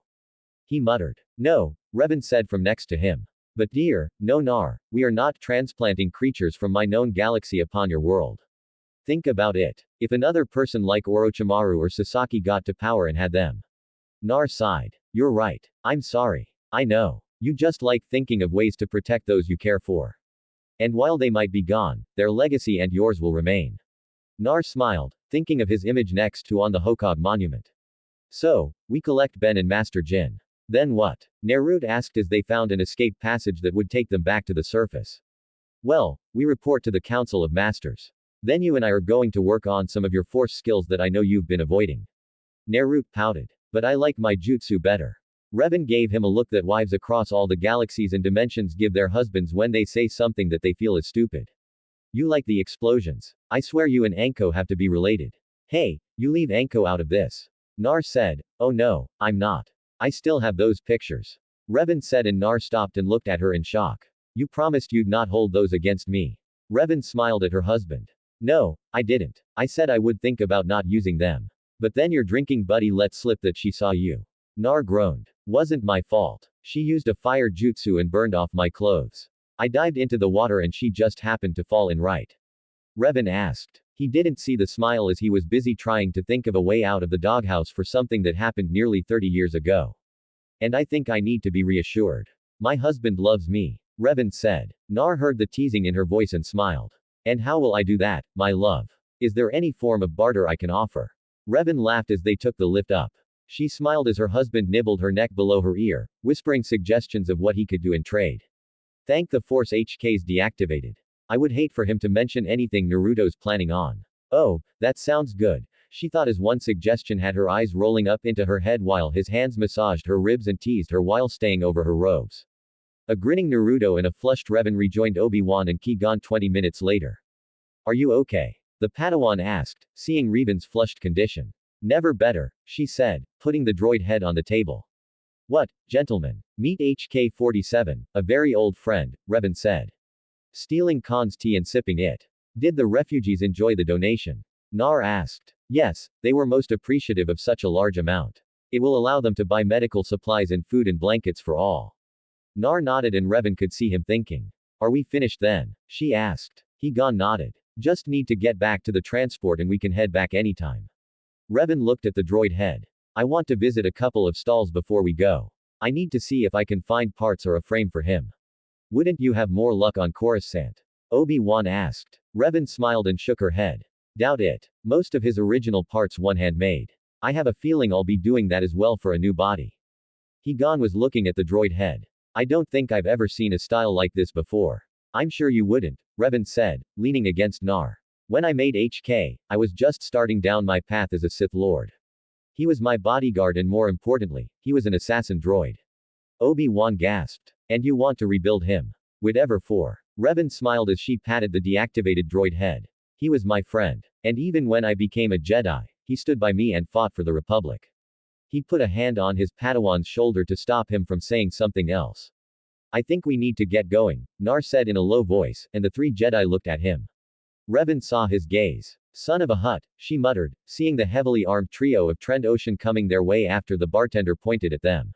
I don't think they like the fact I won so much in the arena. Nar said standing up, he looked at the others. Get to the ship. I'll only be a moment. Revan grabbed the head of her droid and kissed her husband on the lips. Come on, you two, she said, heading for the back door. You're just going to leave him against a bar full of thugs? Obi-Wan asked incredulously as his master pushed him along. Revan snorted. He won't kill them unless they force him to. What about them killing him? Obi-Wan asked as they were moving along the vast catwalks. Revan laughed. They won't. Behind them, several explosions could be heard. And as a door opened, they heard a shout of Dakua Cage Bunchon. Revan winced. We won't have to pay for damages, right? Explosions could be heard, and the door hissed shut again as the trio continued on. Nar looked around the smoking remains of the bar inside. I am so not paying for this, he muttered as he picked the pockets of the downed bounty hunters and the patrons that had decided to join in. He got a storage scroll and sealed away weapons and armor that he thought he could sell. The credits he set aside in a pouch. I can get something for Rev later. He smiled. And maybe visit Dex and get some ramen. He giggled a bit, thinking he's about to pull one over on his wife. At a vendor stall near the spaceport, Revan stopped in mid-haggle. My wife's senses tell me my husband is about to do something stupid and try and pretend it was okay. Naruto Uzumaki Namikaze, whatever it is, forget it. I am watching you. She sent through their bond. Ah, Rev, I find your lack of faith disturbing. It's me, Revan sighed. I know. That's why I'm telling you now. Whatever you have in that ramen-addicted mind of yours, forget it, and you are not going to Dex's diner more than once a week. Crap. Revan smiled as she went back to haggling over parts with the Toydarian. Revan snuggled against her husband's bare chest. They had been back at the temple for a week, and she'd come across several ideas on how to rebuild HK-47. Most of it came from designs from the Trade Federation. She'd studied their droid designs, and with modifications, she would have a new body for her former droid. Naruto's hand trailed up her back and she smiled. Morning sleepy head, she said, kissing his neck. Nar mumbled. Over the past week, he'd been locked away with Master Yoda, and neither said a word of what they were doing in the sealed room. Revan knew that whatever it was, her husband was exhausted each night. She couldn't find any wounds, but that was due to his healing factor.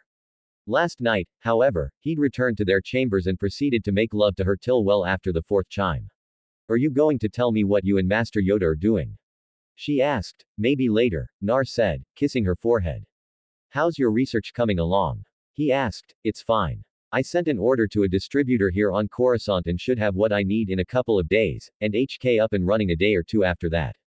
Revan straddled her husband and looked down at him. You're shielding, she said with a mock pout. You're snooping. He fired back as his hands grabbed her hips. I'm your wife. I'm supposed to snoop. Slowly, they began to move, teasing one another. She leaned down to capture his lips with a kiss when the door chime sounded. Ignore it, she said as they were both close. It continued to chime, and Revan was getting mad. She stood and was heading for the door as the communicator on the nightstand pinged. You get that? I'll kill who's at the door. She said. Rev. Nar called and she stopped. Best put on a robe. She looked down at her form and grabbing a robe off the chair, she slipped out of the bedroom. Nar picked up the comlink. Namikaze, the building best be under attack at this hour or someone's getting a lightsaber enema. A chuckle from the comlink told him who it was. Master Yoda, need you and your wife in chambers. Matters to attend to. Serious it is. Well be there, he said and put the comlink down. He could hear Revan telling off someone inside as he pulled on his pants and went to see who was there so early. Obi-Wan Kenobi was not having a good morning. His master had roused him from slumber early and sent him to wake Naruto and Revan. He'd been standing outside the door, ringing the chime over and over for 10 minutes. It was when he pounded on the door that it hissed open, and standing there with the robe barely closed was Revan, looking like a vengeful Sith Lord she was pictured as in the archives. Are her eyes yellow? Obi-Wan wondered before she reached out and dragged him into the room. What the frack do you want at this time of morning, Padawan Kenobi? She hissed. Obi-Wan winced. It was rare that she addressed him thus, and he knew she was not happy. I was sent by Ki 2. I don't care if the Supreme Chancellor sent you. Do you know what you interrupted? He palled it as she then went on to tell him, his eyes widening, and he stepped back as she began curing at him in 3 different languages. I was so close and you nerve her had to. Rev. Obi-Wan sighed in relief when he saw his blonde friend coming out of the bedroom. I'm not finished with you. Revan said, seeing Obi-Wan's look of relief. Leave him alone, love. Master Yoda wants us and them to report to the main council chamber.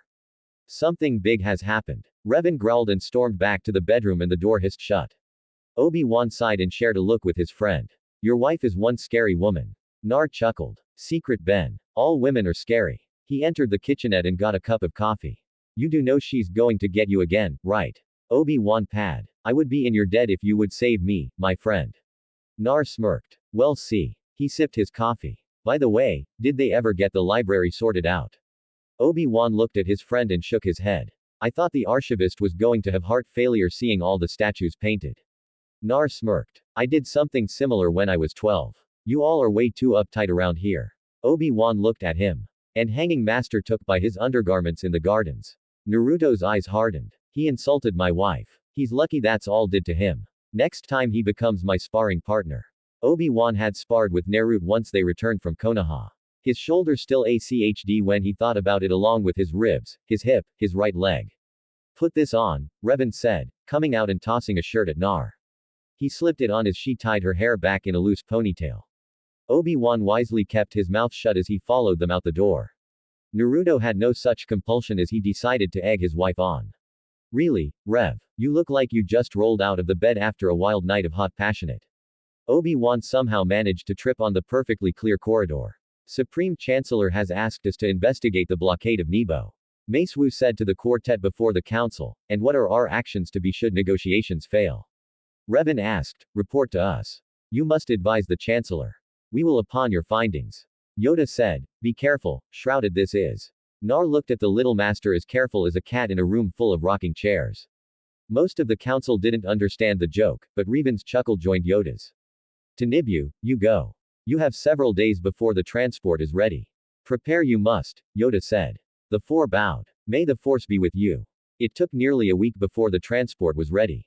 Revan loaded HK-47 on board and spent a day locked away putting the droid's new body together. Naruto shuddered seeing the multiple arms, and even more when he opened a crate to reveal the weapons she'd picked up. Rev, he called as she was welding the droid together. What kind of weapon is this? He asked. That is a Mandalorian assault rifle. The tube attached underneath is a grenade launcher, she said, pausing to see what he was holding up.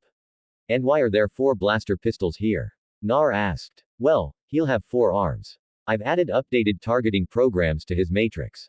So far, the head had remained deactivated. Revan had managed to make a new head casing and would give the droid a more menacing look. Revan had allowed him to add the Konoha leaf symbol to the outer casing, and she'd added programming for HK to obey Naruto as it would her. I'm surprised you got all this before we left. Nar admitted. I paid a bit extra for faster delivery.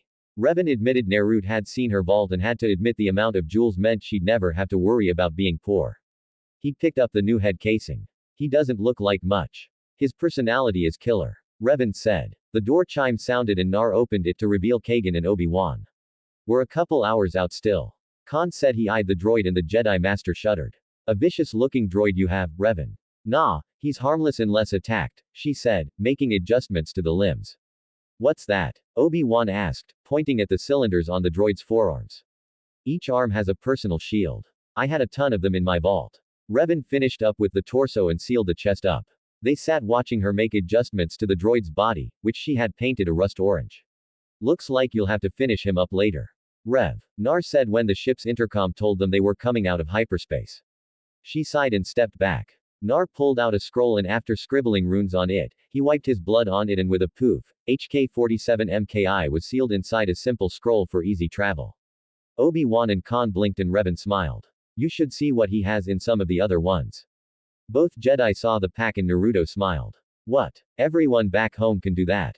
Revan sighed. Sadly, he's right. Can you? He asked. Not as well. That's why I prefer to let him do it. Revan said, my abilities are more combat-oriented. Nar snorted as he pulled his wife into a hug from behind her. Lazy, he whispered in her ear.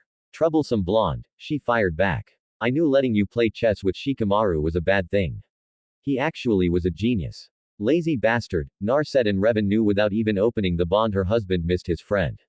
We're on approach. The captain wants us in, the Obi-Wan said, shutting off his comm link. The Namakazes nodded and followed Kagan and his Padawan from their quarters and headed to see where they would be meeting the Trade Federation in space above the world of Nebo. Why do I have a bad feeling about this? Naruto wondered. So guys, what do you think about this Naruto story? Tell me your opinion in the comments. And if you want more Naruto what if stories, make sure to subscribe to Universe of Naruto. Thanks for watching.